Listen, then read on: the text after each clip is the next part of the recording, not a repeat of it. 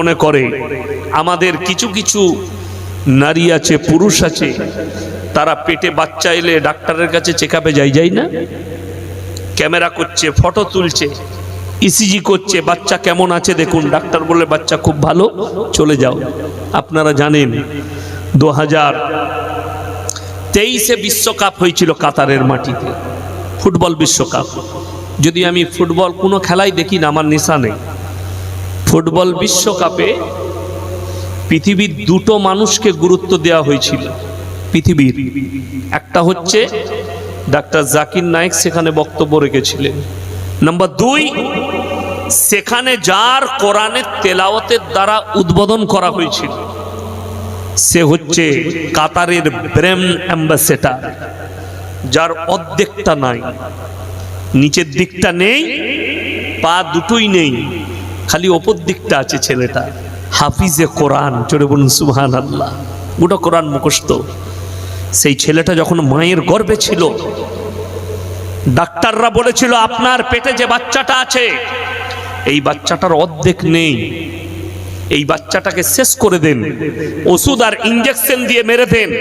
তাদের ঈমান এত মজবুত, তারা বলেছিল আল্লাহ যে নিয়ামতটা দিবে ওটাই আমাদের জন্য ভাগ্যের ব্যাপার। কিন্তু আজকে সে খালি উমরা করতে গেছে আরবের মাটিতে, তাকে জেড প্লাস বডিগার্ড দিয়ে উমরা করানো হয়েছে। কেন? সে হচ্ছে কাতারের ব্রেন অ্যাম্বাসেডর। তার কোরআনেতে তেলাওয়াতের দ্বারা বিশ্বকাপ খেলা উদ্বোধন হয়েছিল। বিভিন্ন দেশে হলে তারা গান বাজনা করে, ড্যান্স করে, ন্যাংটো ড্যান্স করে। তারা বললে আমার দেশে ওটা চলবে না, কোরআনের তেলাওয়াতের দ্বারা উদ্বোধন হবে। আমার বন্ধুগণ, আমার ভাই, মায়ের গর্ভে কি আছে এবং আল্লাহ তাকে কোথায় নিয়ে যাবে এটা আমার আল্লাহ ছাড়া কেউ পৃথিবী জানে না। আমি প্রথম শোনালাম সূরা দাহার, তোমরা জানতেই পারবে না তোমার গর্ভে যে জন্ম নিচ্ছে সে প্রধানমন্ত্রী হবে না, রাজা হবে না, বাদশা হবে, ডাক্তার হবে না, প্রফেসর হবে না, ডাকাত হবে না, মার্ডারার হবে, এটা একমাত্র আমি আল্লাহ জানি। জোরে বলুন সুবহানাল্লাহ। আল্লাহ জানি, বাকি কেউ জানে না। আমার বন্ধুগণ, পৃথিবীতে আল্লাহর কাছে যতগুলো নিকৃষ্ট পাপ আছে তার মধ্যে মারাত্মক পাপ হচ্ছে সন্তানকে হত্যা করা, পেটের সন্তান। এই হত্যার কথা এলো, আপনারা মুসলমান তো খুব ভালো করে শুনবেন। আমি সেন্সিটিভ আলোচনা, বেশি সময় নেব না। যখন আপনাদের মনে হবে যে মৌলী সাহেবের সময় বেশি হচ্ছে, আপনারা বলে দিবেন, আমি দোয়া করে নেমে যাব। কেন? শীতকাল, কষ্ট হচ্ছে, আমি বুঝতে পারছি। আমি বকবো, আমার শরীর গরম হচ্ছে, অসুবিধা নেই, কিন্তু আপনাদেরকে কষ্ট লাগবে। কিন্তু আমি যতক্ষণ আলোচনা করছি ভালো করে শুনবেন, দিলের কান দিয়ে শুনুন, আপনার উপকার হবে।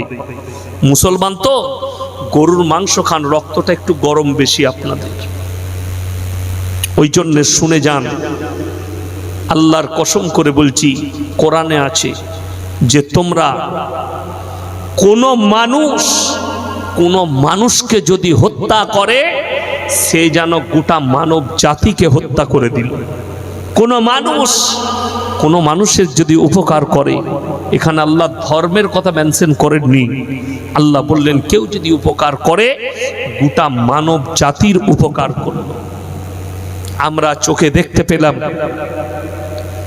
পার্শ্ববর্তী দেশ বাংলাদেশ, কোনো একটা হিন্দুদের ছেলে জানি না কি কুর্তি করেছে, শুনলাম নাকি নবী মুহাম্মদ সাল্লাল্লাহু আলাইহি সাল্লামের বিরুদ্ধে কুরুচিকর মন্তব্য করেছে।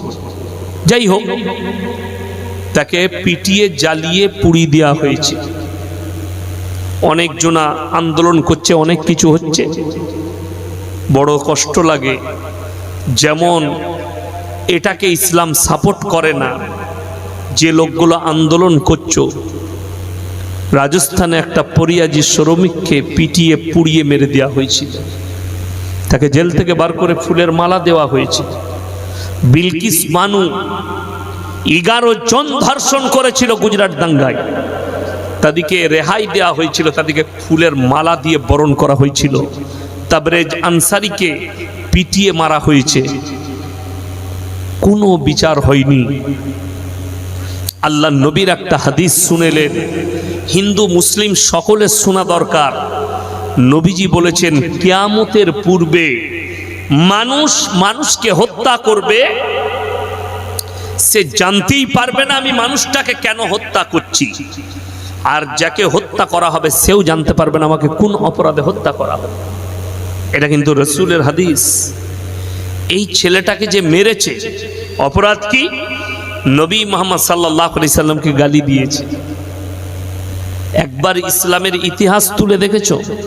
গালিটা আজকে নবীজি সাল্লাল্লাহু আলাইহি সাল্লামের জামানাতেও নবীজিকে গালি দেওয়া হয়েছে। হয়েছে না হয়নি? হয়েছে। শুধু তাই নয়, সাহাবীদের ওপরে বুলডোজার চালানো হয়েছে। বুলডোজার চালিয়েছে কারা? বেঈমান কাফেররা সাহাবীদের ওপরে বুলডোজার চলেছে।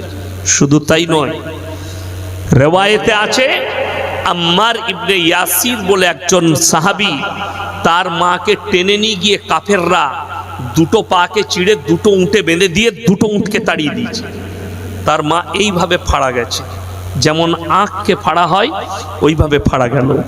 সাইয়েদনা বেলালে হাবসি রাদিয়াল্লাহু তাআলা আনহু কোমরে দড়ি বেঁধে উঁটের পেছনে বেঁধে দেওয়া হলো। উঁটকে তাড়িয়ে দিয়েছে, বালু গরম বালুতে যখন ছুটেছে উঁটটা, পিঠের চামড়া কোমরে লেগে গেছে। হযরতে উসমান গনি রাদিয়াল্লাহু তাআলা আনহুকে 40 দিন হাত পা বেঁধে গরম বালুতে ফেলে রেখেছে। হযরতে উসমান গনি কোরআন পড়ছেন। কি পড়ছেন বললাম বাবা? কোরআন।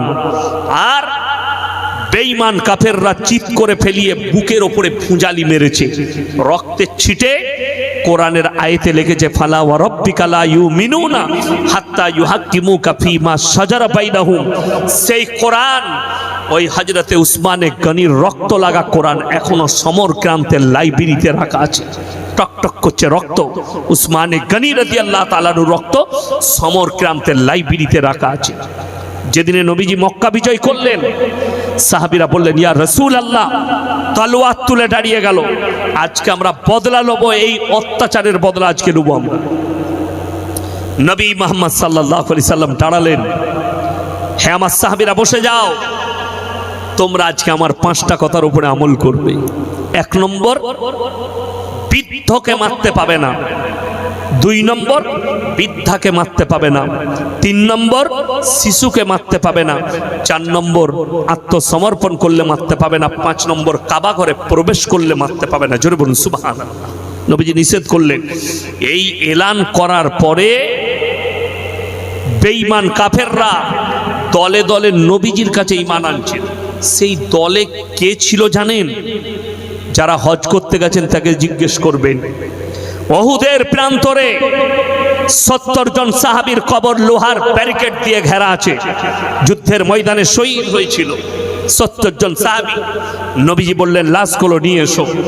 যখন নবীজি চাচা যান হযরতে হামিরে হামজা রাদিয়াল্লাহু তাআলা আনহু লাশ এলো, নবীজি হুঁটো গেড়ে বসে গিয়ে কাঁদতে লাগলেন হাউ হাউ করে। কেন?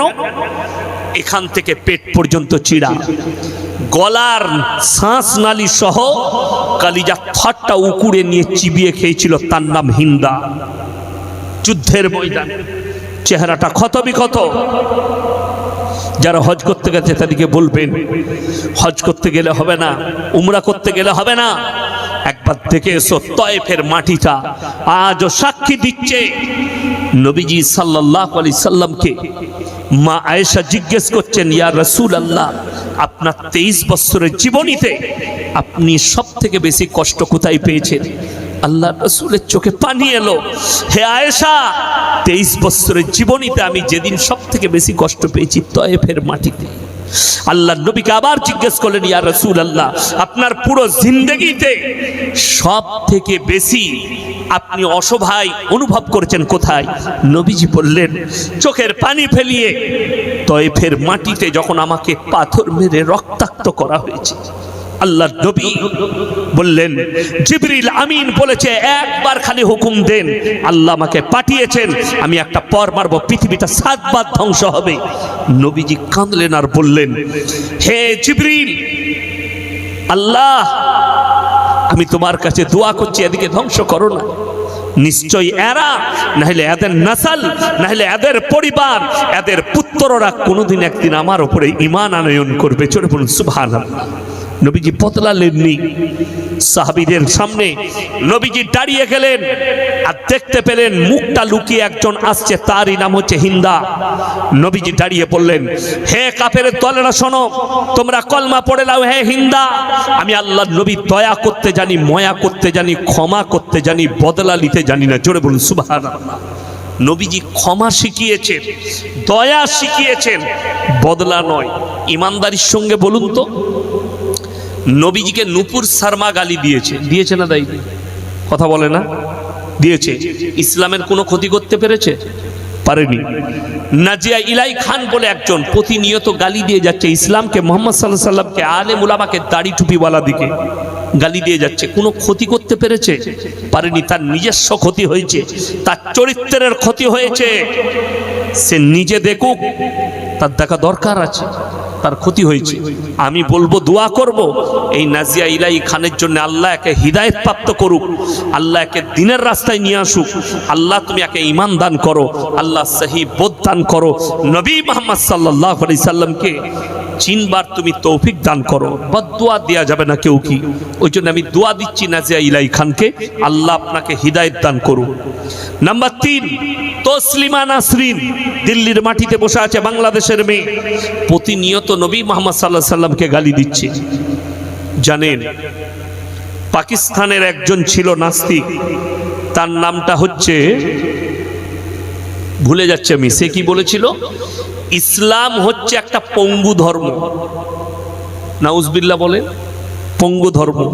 আল্লাহর কসম, আল্লাহ তাকে এমন জায়গায় ক্যান্সার দিলে সেই জায়গাটা কেটে ফেলতে হলো, আল্লাহ তাকে পঙ্গু করে মৃত্যু দান করলেন।